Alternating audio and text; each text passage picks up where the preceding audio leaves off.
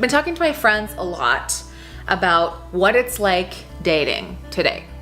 Now, I live in Vancouver, which is specifically, if you've seen any of the other programs that we've done, I'm 70. If you've seen any of the other shows, the content that I've created about this, you know that it's an incredibly frustrating place to try to date. And so Tinder and Bumble are definitely the only way to meet anybody here. Now, if you are a strong woman, I find that in dating today, in Vancouver especially, you have two experiences.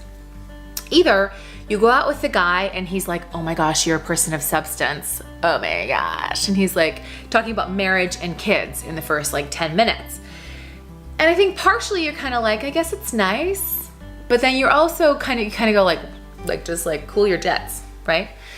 And then the other thing that happens, and this is the reason I'm making this video today, is because a lot of my friends have the same issue.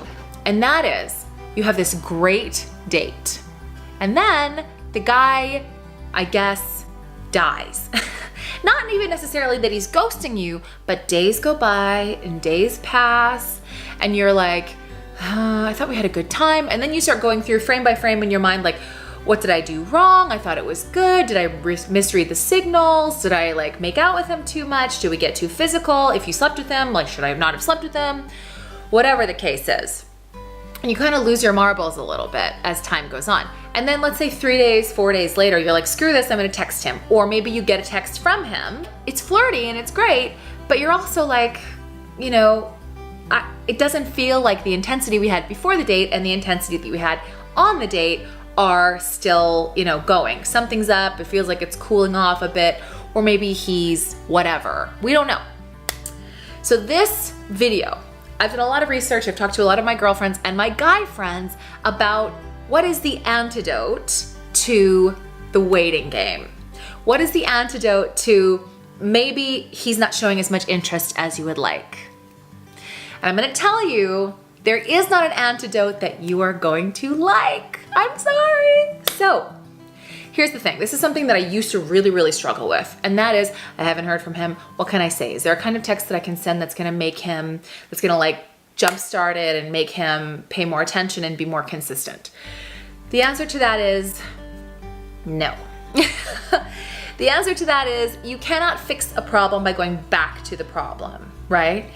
And so who were you? What person are you when you're starting to talk to somebody? And how is that different when you've had a great date? And how do you feel internally different? And what's the difference? You're not invested in the beginning, right? You're not invested, it's just fun, it's whatever. You're not attaching any of your own shit to it. Your self-worth isn't attached to how he's behaving. You're just being yourself and it's fine, right? You've got other shit going on. And then after you have this great date, the stories start, right? And you go like, this is great. And you see all these great qualities he has, which most of them probably exist. But then you start to tell a story in your head of, or maybe even he even said that, we're gonna do this and this and great and whatever. But you let yourself go into the future in your mind. Don't do that. Don't do that. Because the thing is, as soon as you do that, you're invested. As soon as you do that, you're attaching future happiness to this dude and him being consistent. And what we know about men right now is that they're a little bit lost. There is a generation of lost boys, it seems, that I have experienced a lot of, and my friends have a lot, and they just have no freaking clue what they're doing. Bless them. So you go on a date, they're doing their thing, they're like, I don't wanna look too interested, and I don't wanna, you know, and it's so dicey, right? And as women, as much as we need to kind of play a role, and this sucks, okay? There's gonna be things that as a feminist, I am like, in this advice that I'm giving you, and I get it. But at the end of the day, you're not playing by yourself.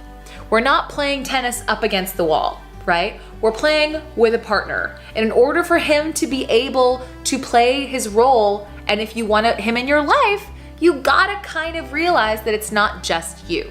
Which means you go like, I wanna be able to show anger. I wanna be able to, I know you do. But maybe get to the place where you internalize that at this moment in history, women are very strong and men are struggling a little bit. So can you say, you know, I'm gonna throw this guy a bone metaphorically speaking. And, try to be there for him and help him do his thing. Now, the antidote to waiting is this. My best friend is friends with this actor. You know who he is, but just in case this was something that they wanted to keep between them, I won't tell you who.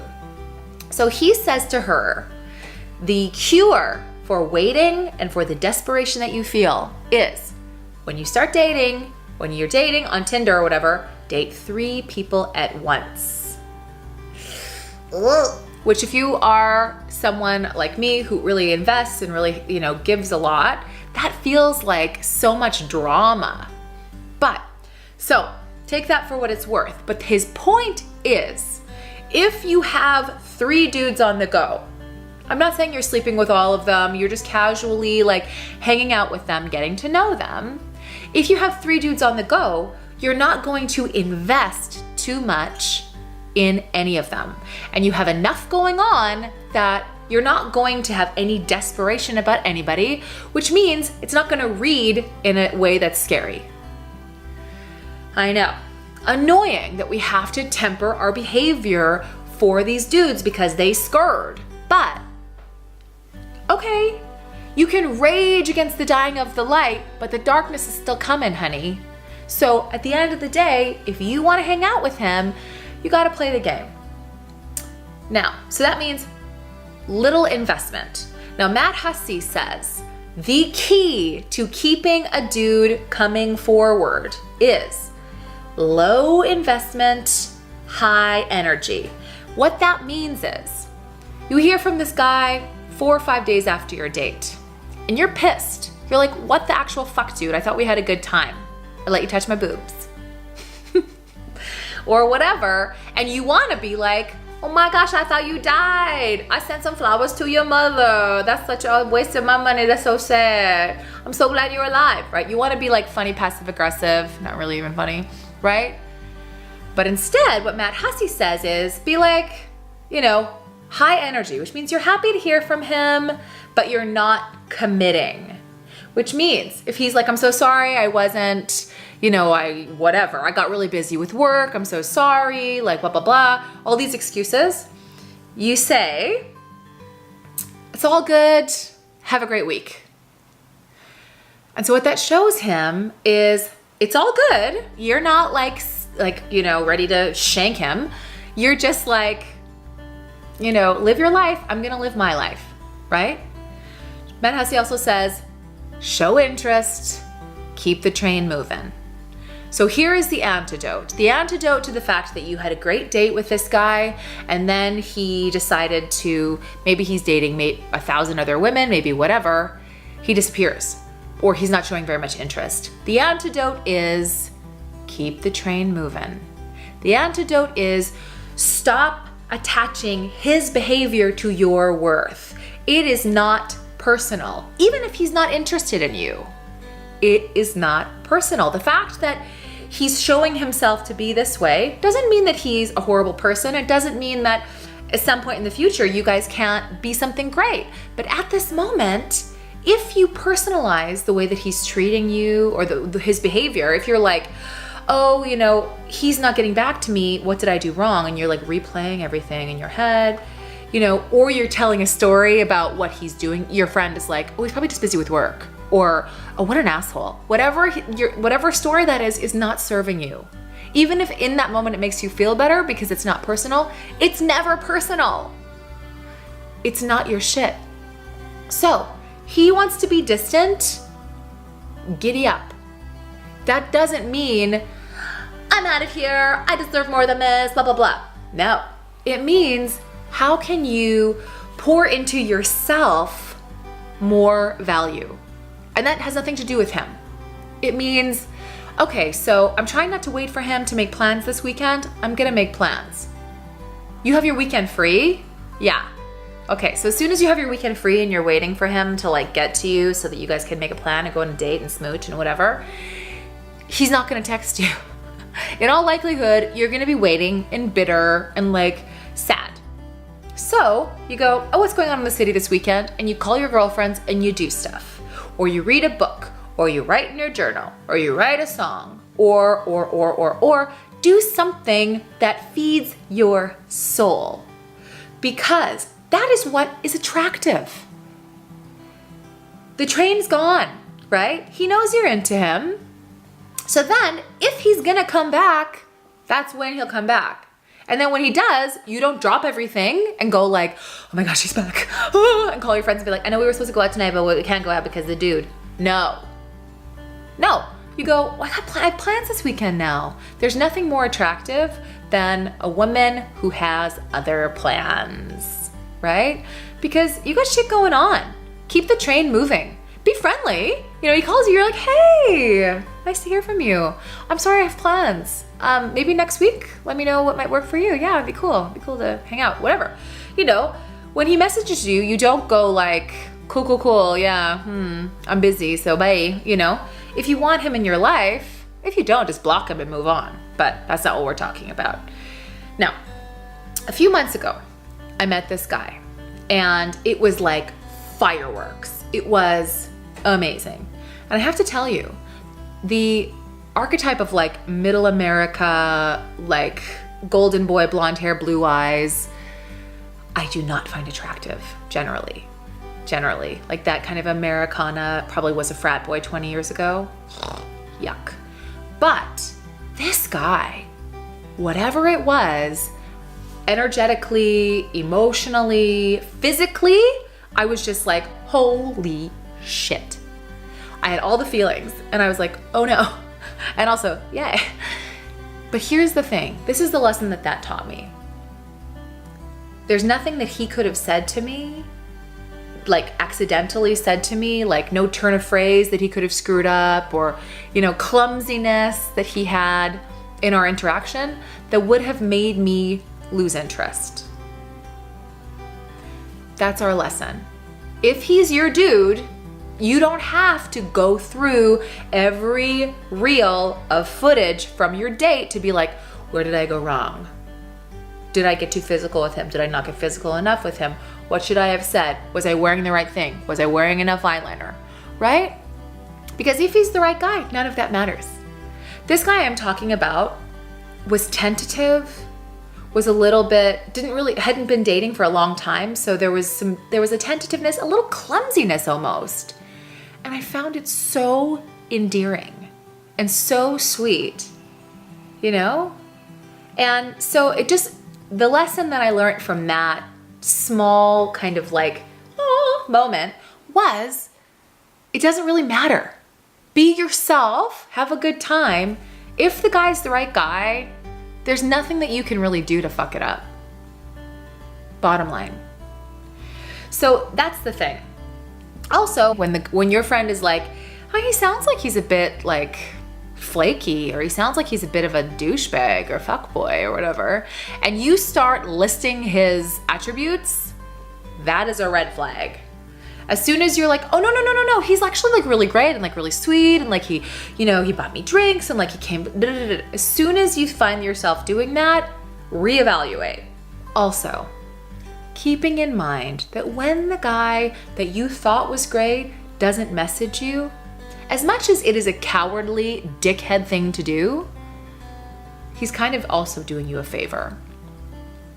If you listen to what he's saying and you disengage and you lower your investment. Don't increase your investment by being like, hey, hi, here's a nude picture, whatever we're doing that's desperate, right? Instead, lower your investment in the knowledge that the right dude needs space. And by that I mean, this guy, if he's acting like this, is probably not the right guy. And if he's fucking off because he doesn't want a serious relationship and he sees that you're a person of substance, or because his cats died, or because he's too busy with work or whatever, it is the universe opening up space for you to meet the right guy or to do some work on yourself. What is not happening is the universe being like, okay, lady, now get to work earning his approval. That's definitely not what's happening. So this is me saying to you, If you had an amazing date with this guy and it makes no sense to you that he's disappeared or he's now texting you every few days, stop. That internal story, it has nothing to do with you. Get out of your head and get out of your apartment. Go somewhere, go read a book in a Starbucks somewhere, go write in your journal about it, go take a freaking tap dancing class. Go do something else that will bring you joy. Invest in something else. Go on a date with another dude, right? This guy, who is he? Just because you need to create a new neural pathway of self-worth about this kind of thing, this guy's nothing to you. One more story. About a year and a half ago, I went on 2 dates with this guy. 2 dates, 2 days in a row. His name was Brian. And we had an amazing time. Like, he was really handsome and funny. And we were laughing until we cried. We closed the restaurant down. And then the next day, I didn't hear from him. And time goes on and I didn't hear anything. And after a while I texted him and he didn't text back. Fully ghosted me. Then 2 weeks later, we match again on Tinder. And I message him and I'm like, okay, the joke is funny because we did not sleep together. We just made out a little bit, right? So I message him and I'm like, I'm pregnant, it's yours. Get ready for fatherhood. And he's like, oh my gosh, I had a feeling, I had this cute banter. And then I'm like, oh my gosh, I thought you ghosted. What happened? Again, disappears. And disappears forever. He told me on our date that he found the fact that I have an apartment and a car and, whatever, seem to have my life together. Very intimidating. So as it's been a year and a bit, I don't care about this guy, whatever. But I guess what I've learned is women, if you got a lot going on, it might be too much for some guys. And that's okay, because they're not your guys. Went on this date with this guy, this Italian guy, cooked me dinner. He was very smart. And he said to me, Marla, in this very strong Italian accent that I will not imitate because I will do a terrible job. He said, you are operating on a very high frequency. There are not a lot of men who can meet you there. So ladies, if you are an emotionally intelligent, successful, attractive, funny, all-encompassing woman, it's a lot. And that might mean not a lot of men can meet you there. And it might mean that after your first date, where it was great and amazing and you felt like, oh my God, the guy went home and was like, am I ready to be in a relationship with this person? Because she doesn't seem like the kind of person who's gonna put up with a lot of bullshit. And maybe the guy needs somebody who's a little more servile. Yikes. I know it makes your feminism hurt, mine too. But that's the thing. He goes, you need to stop waiting, stop looking. He's like, even if it means you're single, isn't it better to be single and fully formed and expanding than to be with a guy who cannot get on your level? Now, I'm not suggesting we give up. I love men, at least in theory. So my thing is, stop waiting. Stop waiting. I know we say, I'm tired of the games. You don't have to play. If he wants to not text you and then text you, give you crumbs and crumbs, you don't have to be starving. You can go date other people. You can build into yourself a sense of self-worth. You get to choose whether or not you're gonna play that game. At the end of the day, he's probably not your guy. If he's stringing you along like that, he's probably not your guy. There's a guy I follow on Instagram who says, if he doesn't text you back within 24 hours, block him. Yikes. But maybe. Anyway, guys, I hope this helped you, and I hope that you can go and do something and keep that train moving. I like you. Bye. I heard someone say, I was listening to a podcast yesterday, and he said, for men, the thing they fear most is disappointing us. So I think the thing that we fear most is being maybe unattractive in a in a physical way or being too much. Like there are different things that we fear, but this guy said the biggest thing men fear is disappointing us. And I think that makes sense as to why they ghost. Because they're like, I know that I can't really keep this up, and I know that she has an expectation of being treated a certain way. You know, I know she's a certain caliber of woman, and I don't think that I can hang there. And so instead of dealing with our disappointment and saying like, hey, you know, I'm not feeling it, and dealing with whatever comes back at them, they just disappear. Which is gross, but is the way things are. And again, we can say, why are men like this, right? At the end of the day, we kind of have to surrender to how it is. He's not messaging you. Surrender to the fact that he's not messaging you. Stop resisting it and move forward. He's not messaging you. Okay, no need to tell a story. Don't tell a story. Don't make excuses for him. Say, okay, he's shitty at this, so I'm gonna move on, take care of myself, and surrender to the fact that that's how it is. Instead of being like, he's not messaging me and it hurts in a story, right? So, low investment, high energy. Non-resistance, right? Surrender, move forward. That's it. I hope that helps. All right, love you, mean it. We gotta stick together, ladies. If you like this content, please subscribe and ring the little bell. I have at least 3 shows a week, all different content, and I would love to be able to share this ride with you. All right, thanks so much. Have the best day.